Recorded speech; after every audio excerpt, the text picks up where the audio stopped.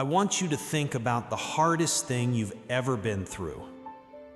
The thing that was supposed to destroy you. The betrayal, the loss, the breakdown, the moment everything collapsed. The enemy looked at that moment and said, "I've got them now. This is the end." But you're still here. You're still standing. You're still breathing. You're still fighting. And I need you to understand something about that. That is not luck. That is not coincidence. That is not just your personality or your willpower. That is the hand of God on your life. See, the enemy thought he was breaking you, but all he did was reveal what God already put inside you. Let me take you to the book of Job. Most people know Job's story on the surface. Man loses everything. Man suffers. Man gets it back. But I want you to look at how the story actually begins, because it starts not on earth, but in heaven. God is in a conversation with Satan, and God says, "Have you considered my servant Job?" God brought Job up, not the devil. God said, "Look at this one." And Satan says, "Of course he serves you. You've put a hedge around him. You've blessed everything he touches. But take it away. Let me at him, and I guarantee he will curse you to your face." And God says, "Everything he has is in your hands." Now here's what I need you to see.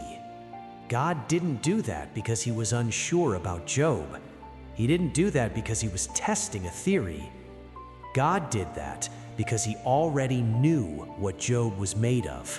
He knew what he had built inside that man, and he was about to let the whole universe see it.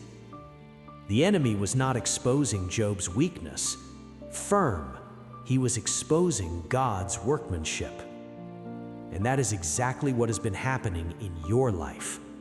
When the enemy came after your marriage, he wasn't breaking your faith. He was exposing it.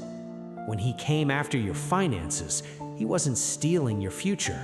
He was setting up your testimony. When he came after your mind, tried to convince you it was over, you were done, you'd never recover, he was not writing your ending. He was walking straight into a trap. Because God already knew you would make it through.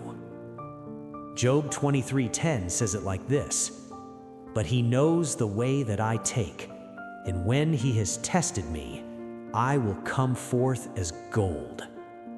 Gold doesn't become gold in comfortable conditions. Gold becomes gold in the fire. And what the enemy meant to be your funeral, God turned into your furnace. And what comes out of the furnace is not ash, it's gold.